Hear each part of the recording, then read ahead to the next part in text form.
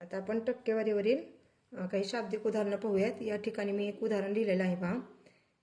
एका व्यक्तीचा पगार 57,850 रुपये आहे।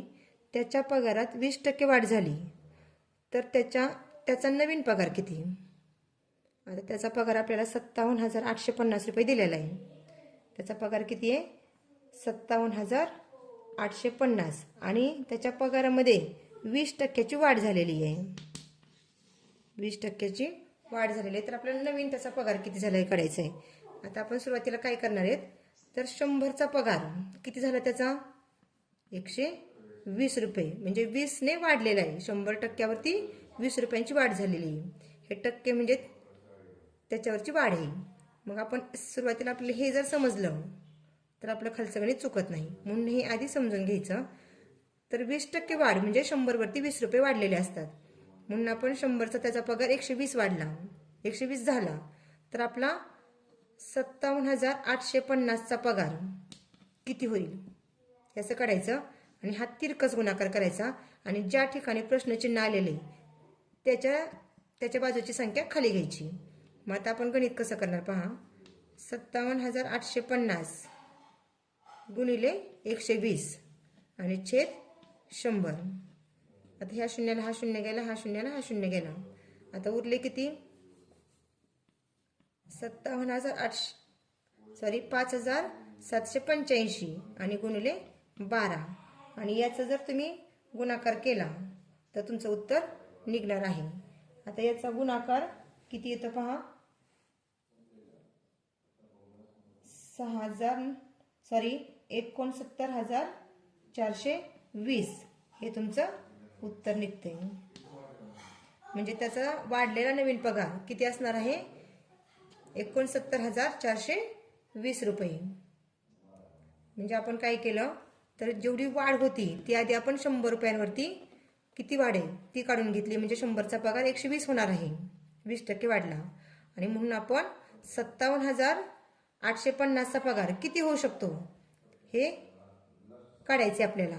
तर आपण तिरकस गुणाकारामध्ये मांडणी करून घेतली। 100चा पगार 120 तर 57,850चा पगार किती?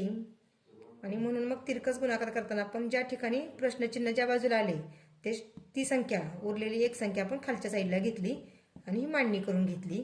ह्या मांडणीमध्ये आपण शून्याला शून्य कट करून टाकले आणि उरलेल्या संख्यांचा गुणाकार केला आणि आपलं उत्तर आले 69,420 रुपये हा त्याचा नवीन वाढलेला पगार आहे। आता आपण या ठिकाणी एक गणित दिलेलं आहे। एका व्यक्तीचा पगार 45,000 रुपये आहे। त्याच्या पगारात 12.5% वाढ झाली तर त्याचा नवीन पगार आपल्याला काढायचा आहे।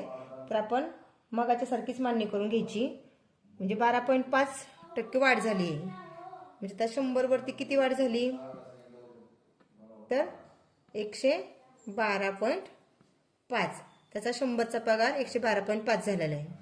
आता मग आपल्याला 45,000चा पगार किती होऊ शकतो हे काढायचे।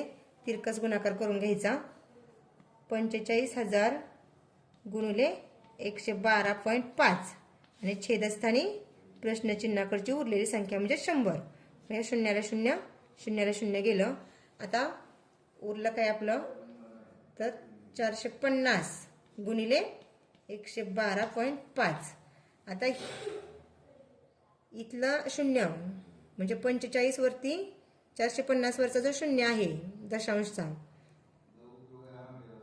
10च्या पटीतला, तर त्यानं जर आपण इकडं ह्या 112.5ला जर गुणलं तर आपला हा दशांश चिन्ह आपलं काय होणार आहे, एक घर पुढच्या साईडला सरकणार आहे। आणि याचं उत्तर जर आपण काढलं, याचं उत्तर आपलं काय निघते पहा।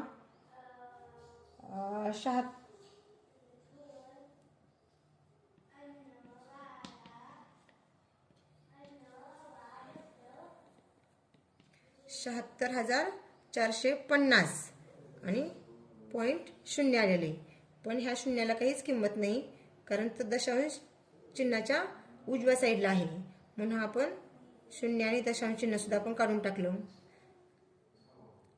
450 म्हणजे दशांश चिन्ह नाहीये आणि 112.0 याच्यामध्ये दशांश चिन्ह आहे, तर हे दशांश चिन्ह आपण गुणाकारामध्ये खाली तसंच घेतलेलं होतं, तर इथं ते दशांश चिन्ह आलं होतं आणि हे दशांश चिन्ह आपण का काढून टाकलं, तर दशांश चिन्हाच्या जर उजवीकडे शून्य ही संख्या येत असेल तर त्या दशांश चिन्ह किंवा त्या शून्याला किंमत नसते, म्हणून ते आपण काढून टाकलं आणि आपलं उत्तर आलं 76,450. एवढा त्याचा नवीन पगार असणार आहे.